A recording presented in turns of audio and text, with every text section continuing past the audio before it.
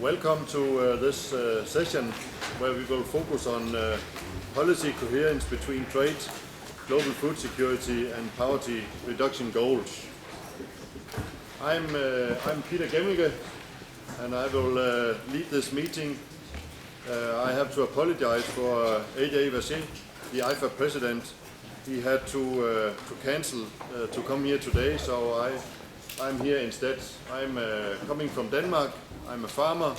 I used to be chairman of the Danish farmers and the European farmers and has been involved in discussions on agricultural policy and trade for many, many years. So it's certainly very interesting to be back here and be a part of this session.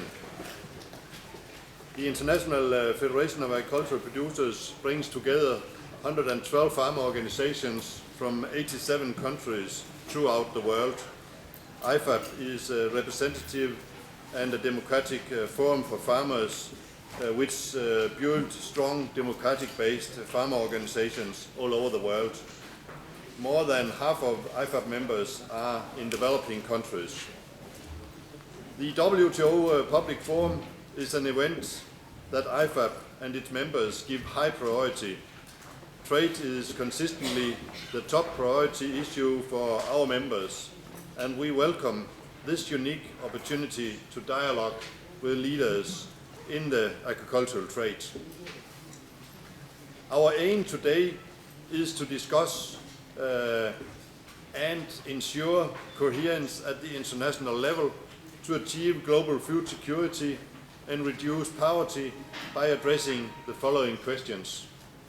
What agricultural support system put farmers in a position to achieve economic, social and environmental sustainable while maintaining an open trading system? Secondly, how can the WTO trading system incorporate conventions of United Nations organizations and other international bodies to achieve food security and poverty reduction goals? And thirdly, how can the D8 and the D20 summits better contribute to global policy coherence while promoting the growth of more equal world trading systems? But first, allow me to introduce our estimated panelists. This is a unique opportunity for farm leaders, ambassadors and leading governments officials involved in agriculture and trade negotiation to interact. First, I would like to introduce the Secretary General of IFAP, David King, which is just on the right hand of me. And secondly, we have a whole handful of speakers. We have been lucky that so many have accepted our invitation. And that of course also means that we will try to shorten the speeches as much as possible, so it also gives room for you to come up with important questions for these 5 important speakers. First, we have François Richer, permanent representative of France to the WTO. As host of the 2011 D8, France is expected to take a leading role in defending global trade rules that lead to food security, focusing in particular on Africa and overcoming the enormous challenges there.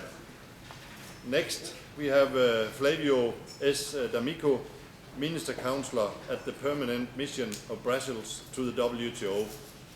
Mr. D'Amico has been deeply involved in the agricultural negotiations since the beginning of the Doha round. We also have Enrico Dominguez Lucera, Agricultural Permanent Mission of Mexico to the WTO, formerly President of the Mexican Pork Producers. Enrico brings comprehensive knowledge of agricultural trade issues to the discussion, and Enrico is of course a good friend and member of IFAP for many, many years. It's good to have you back here, and it's good to know that also farmers are representative in this forum. And we have also Ravi Bangar, Deputy Permanent Representative to the Permanent Mission of India to the WTO, with us to talk about India's perspective on this issue. He was appointed to his current post in 2006. And finally, we have Joseph Smithhuber from FAO's Liaison Office in Geneva. And he will offer his perspective on these issues with particular emphasis on aid for trade.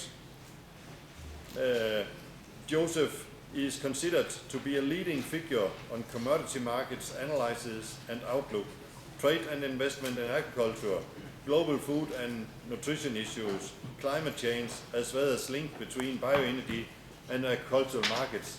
And as he said himself, he's not representing any countries, so he can look at it from the overall.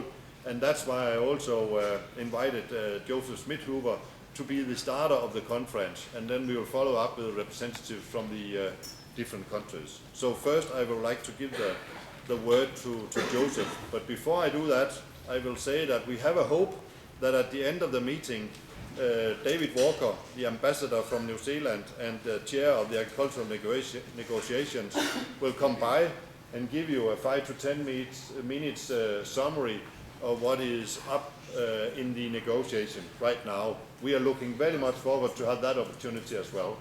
But we won't waste any more time listening to me. I will give the word directly to Joseph.